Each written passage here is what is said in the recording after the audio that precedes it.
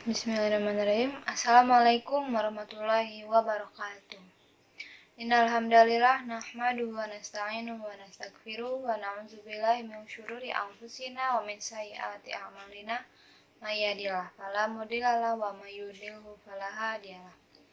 Asyhadu an la ilaha illallah wa asyhadu anna Muhammadan abduhu wa rasuluh, amma ba'du. Puji serta syukur marilah kita panjatkan kehadirat Allah Subhanahu wa taala, karena berkat nikmat-Nya lah kita dapat diberikan nikmat iman, ihsan serta Islam. Salawat serta salam semoga tetap tercurah limpahkan kepada Habibana wa Nabiyana Muhammad sallallahu alaihi wasallam yang telah membawa kita dari zaman kegelapan hingga sampailah pada zaman yang terang benderang hingga saat ini. Pada kutub kali ini saya akan menjelaskan tips atau cara atau kiat-kiat salat khusyuk. Nah, salat merupakan rukun Islam yang kedua. Di salat memiliki kedudukan yang tinggi di dalam agama Islam. Mengapa? Salat merupakan amalan pertama yang akan dihisab oleh Allah Subhanahu wa taala. Seperti dalam firman Allah dalam Quran surat Hud ayat 114, wa aqimus sholata, hendaklah kalian mendirikan sholat. Nah, di antara mendirikan sholat adalah melaksanakan sholat 5 waktu dengan khusyuk. Seperti dalam Quran surat Al-Mu'minun ayat 2, alladzina hum fi sholatihim khosyi'un. Mereka khusyuk di dalam sholatnya. Nah, ini menunjukkan keutamaan khusyuk. Nah, kita sebagai seorang muslim dan juga muslimah diperintahkan untuk khusyuk di dalam sholatnya. Nah, dalam kesempatan kali ini saya akan menyampaikan beberapa cara yang bisa kita lakukan untuk kita sampai pada kekhusyukan sholat tersebut. Yang pertama, berdoa kepada Allah Subhanahu wa taala. Nah, cara ini merupakan cara yang jitu dan paling afdol. Mengapa? Jika kita berdoa kepada Allah, lalu meminta untuk diberikan taufik dan kemudahan khusyuk di dalam sholatnya, dengan cara seorang muslim tersebut merendahkan dirinya, meminta dengan sungguh-sungguh supaya diberikan kemudahan dalam khusyuk. Nah, ini merupakan salah satu kebiasaan orang-orang beriman. Mereka meminta kepada Allah dan dalam setiap perkara. Bukan hanya perkara dunia saja, tetapi mereka meminta kepada Allah juga dalam perkara akhirat. Nah, Allah Subhanahu wa taala berfirman dalam Quran surat Al-Baqarah ayat 186 yang berbunyi, a'udzubillahi minasyaitonirrajim, bismillahirrahmanirrahim, wa idza sa'alaka 'ibadi 'anni fa inni qarib ujibu da'watad da'i idza da'a. Dan apabila hamba-hambaku bertanya kepadamu tentang diriku, maka sesungguhnya aku adalah dekat. Aku mengabulkan doanya orang-orang yang berdoa apabila dia berdoa kepadaku. Dalam ayat tersebut, Allah Subhanahu wa taala mengabarkan bahwa Allah akan mengabulkan doa-doa orang yang berdoa kepadanya. Maka apabila seseorang tersebut berdoa dan meminta ingin khusyuk di dalam sholatnya, hendaklah dia meminta kepada Allah, berdoa kepada Allah dengan sungguh-sungguh, supaya diberikan kekhusyukan di dalam sholat, sehingga ia memiliki sifat utama di antara sifat-sifat orang yang beriman, yaitu khusyuk di dalam sholatnya. Yang kedua, menyadari bahwa sholat adalah hal pertama yang akan dihisab. Nah, kita meyakini bahwa hal pertama kali yang akan dihisab di hari kiamat yaitu sholat. Sebagaimana dalam sabda Nabi Shallallahu Alaihi Wasallam dalam sebuah hadis Abu Hurairah yang diriwayatkan oleh At-Tirmizi dan Sunannya, bahwa Nabi Muhammad SAW bersabda, Inna awwala ma yuhasabu bihil abdu yaumal kiamati min amalihi sholatu. Sesungguhnya Sesungguhnya yang pertama kali akan dihisab dengannya seorang hamba di antara amal-amal di hari kiamat adalah sholatnya. Jadi yang pertama kali ditanya itu bukan sodakonya, bukan puasanya, tetapi pertama kali yang ditanyakan yaitu amalan sholatnya. Nah, kemudian beliau mengatakan, apabila dilihat di dalam sholat 5 waktunya ada kekurangan, maka Allah Subhanahu wa Ta'ala akan mengatakan, lihatlah, apakah hambaku memiliki sholat sunnah? Apakah hambaku memiliki sholat sunnah? Apakah dia selain mengerjakan sholat fardu tadi, dia suka mengerjakan sholat-sholat sunnah yang lain atau tidak? Nah, dalam hadis At-Tirmizi, fayukam malabiha angtafaso minal faridoh. Maka dilengkapi dengan sholat-sholat sunnah tadi kekurangan yang terjadi di dalam sholat fardunya.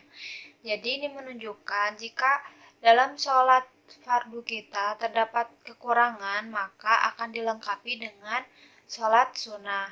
Maka ayolah kawan-kawan, marilah kita melaksanakan sholat-sholat sunnah seperti sholat rawatib. Nah, itu akan menjadikan pelengkap bagi sholat-sholat fardu kita. Yang ketiga, menyempurnakan wudhunya. Nah, di antara cara-cara khusyuk sholat yaitu dengan menyempurnakan wudhunya. Nah, sebagaimana kita tahu bahwa wudhu merupakan salah satu syarat sahnya sholat. Apabila seseorang yang bagus di dalam wudhunya untuk mengerjakan sholat, maka akan membantu dia dalam kekhusyukan ketika sholat. Maka ia akan memperbaiki sholatnya. Lalu yang keempat yaitu isti'azah kepada Allah dari godaan setan. Yang dimaksud dengan isti'azah adalah berlindung kepada Allah dari godaan setan. Karena setan ini berusaha untuk merusak kekhusyukan kita di dalam sholat. Sebelum sholat, kita seringkali tidak mengingat sesuatu. Namun ketika kita sudah mulai sholat, banyak hal-hal di memori kita yang mendadak ingat dalam pikiran kita, sehingga ketika kita sholat itu pikiran kita tidak fokus dalam bacaan sholat. Nah, hal ini adalah was-was dari setan. Maka kita harus berlindung kepada Allah dari godaan setan. Nah, Allah Subhanahu wa Ta'ala berfirman dalam Quran surat An-Nahl ayat 98 yang berbunyi, A'udzubillahi minasyaitonirrajim, Bismillahirrahmanirrahim. Fa idza qara'tal Qur'ana fasta'idz billah minasyaitonirrajim. Yang artinya, apabila engkau membaca Al-Quran, maka hendaklah engkau berlindung kepada Allah dari godaan setan yang terkutuk. Dan Allah Subhanahu wa Ta'ala berfirman dalam Quran surat Al-A'raf ayat 200 yang artinya, apabila datang gangguan dari setan, maka hendaklah engkau berlindung kepada Allah dari godaan setan. Sesungguhnya Allah Subhanahu wa Ta'ala Dia yang Maha mendengar dan lagi Maha mengetahui. Dari dulu Nabi Shallallahu Alaihi Wasallam apabila beliau melakukan sholat, maka beliau akan berlindung kepada Allah dari godaan setan. Disebutkan dalam hadis yang diriwayatkan oleh Abu Dawud, Sa'id Al-Khudri,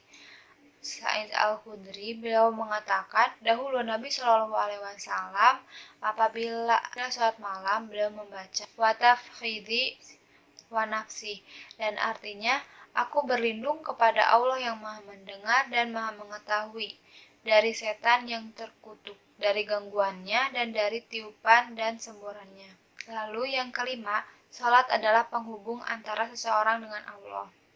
Nah, di antara cara untuk khusyuk dalam sholat yaitu menyadari bahwa sholat adalah penghubung antara seseorang muslim dengan Allah.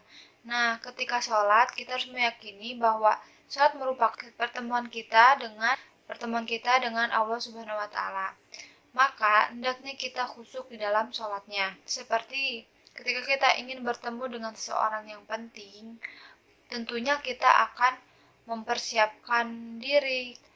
Ketika seorang penting tersebut sedang menyampaikan sesuatu, tentunya kita akan menyimak betul-betul dan memahami dan tidak melakukan gerakan yang lain untuk menghargai agar kita dapat mengetahui maksud dari seorang tersebut. Hal ini berlaku pula ketika kita beribadah kepada Allah. Kita harus menyiapkan diri dengan pakaian yang bersih. Kita sedang sholat, kita harus menyimak dengan baik ayat-ayat Al-Quran, memahami arti atau makna dalam ayat-ayat Al-Quran tersebut, agar apa yang kita baca, kita paham dan kita bisa memaknai apa yang ada di dalam ayat tersebut. Nah, dengan kita meyakini hal tersebut, tentunya kita tidak akan melakukan sesuatu hal yang di luar dari sholat. Lalu yang terakhir, meyakini bahwa sholat yang kita laksanakan tersebut merupakan sholat yang terakhir. Dengan kita meyakini hal tersebut, kita tentunya akan menaikkan kekhusyukan dan menyadari gitu bahwa ini adalah sholat terakhirku, aku harus memaksimalkan, aku harus menyiapkan amal-amalan yang sesempurna mungkin agar kita memiliki amal ibadah yang dapat kita jadikan sebagai bekal di hari akhir. Seperti dalam hadis riwayat Ahmad dan Ibnu Majah yang artinya, apabila engkau melakukan sholat, maka hendaklah engkau melakukan sholat seperti sholatnya orang yang mau berpisah. Nah, dalam hadis yang lain yang diriwayatkan oleh Adailami dari Anas bin Malik radhiyallahu anhu, dan hadis ini hasan, Anas bin Malik mengatakan bahwa Rasulullah SAW bersabda, hendaklah engkau mengingat kematianmu di dalam sholatmu. Nah, artinya orang yang sholat dan dia mengingat kematian di dalam sholatnya, maka orang yang demikian itu akan memperbaiki sholatnya. Mungkin cukup sekian yang dapat saya sampaikan. Mohon maaf apabila terdapat banyak kekurangan karena kesempurnaan hanya milik Allah semata.